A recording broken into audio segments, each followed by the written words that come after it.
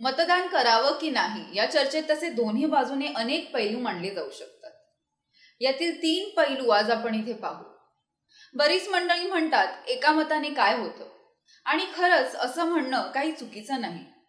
2 उमेदवारांना मिळालेल्या मतांमधला फरक एका मताचा असल्याशिवाय त्या एका मताचा काय फायदा. पण हा प्रश्न केव्हा उद्भवतो? हा प्रश्न उद्भवतो जेव्हा आपण विचारतो माझ्या मताने काही साध्य होऊ शकतं का. आता आपण हाच प्रश्न उलटला आणि विचारलं आपल्या सगळ्यांच्या मतांनी काही होऊ शकतं का, तर या प्रश्नाचं उत्तर नक्कीच हो असेल. आपल्या सगळ्यांच्या मतांनी बरंच काही साध्य होऊ शकतं. जर आपल्याला आपली परिस्थिती आणि देशाची स्थिती बदलण्याची इच्छा असेल तर मतदान करणं जरुरी आहे. मतदान करण्यासाठी दुसरं कारण म्हणजे असं, सगळ्यांनाच माहीत आहे की आपल्या संविधानाने आपल्याला काही मूलभूत हक्क दिले आहेत. त्याच प्रकारे आपल्यावर काही मूलभूत कर्तव्य सुद्धा सोपवली आहेत. आणि त्यातील सगळ्यात पहिलं कर्तव्य म्हणजे संविधानाचं पालन करणं आणि त्याच्या संस्थांचं मान राखणं.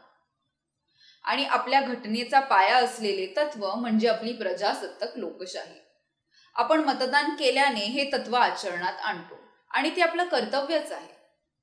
त्या पलीकडचा मुद्दा म्हणजे मतदान हा आपला हक्क आहे. पण एवढं लक्षात ठेवा, जर आपल्याला एखाद्या न्यायालयाने मानसिक रूपे असंतुलित जाहीर केलं असेल किंवा जर आपल्याला निवडणूक संबंधित भ्रष्टाचार किंवा अन्य अपराधांसाठी दोषी ठरवलं असेल तर आपण मत नाही देऊ शकत. आता परत प्रश्न असा की तुम्हाला मतदानाचा हक्क असेल तरी तुम्ही मत का द्यावं. जर मुळातच मत कमी पडले तर निवडून येणारी व्यक्ती एकदम कमी मतांच्या आधारानेही जिंकू शकते. आणि आपण कितपत म्हणू शकतो की ही अशी व्यक्ती आपलं प्रतिनिधित्व करते. जरा ह्याचा विचार करा. मागच्या लोकसभेतील 543 पैकी फक्त 4 खासदार असे होते ज्यांना 50% जास्त मतं मिळाली होती. म्हणजे ह्याचा अर्थ असा की 543 पैकी 539 खासदार असे होते ज्यांना 50% लोकांचा सुद्धा पाठिंबा नव्हता. आणि निवडून आलेल्या 543 पैकी फक्त 95 खासदारांना दिलेल्या मतांपैकी 50%हून अधिक मतं मिळाली होती.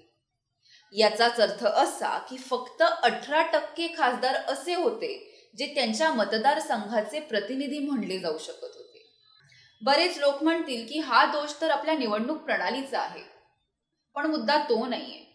मुद्दा हा आहे की जे आमदार 5 वर्ष जनतेने निवडलं म्हणून खुर्ची आसन करतात ते काय खरंच आपले प्रतिनिधी असतात. पण यात दोष त्यांचा नसून आपला आहे, कारण आपण मतदान नाही करत. तर मग बाकी कशासाठी नाही, तर आपला प्रतिनिधी हा आपला प्रतिनिधी असावा म्हणून मतदान करणं जरुरी आहे. आता मतदान करावं तर कसं करावं, कोणत्या आधारावर ठरवावं, आपलं मत कोणाला द्यावं, या प्रश्नाच्या उत्तरासाठी आमचे पुढचे व्हिडिओ पहा.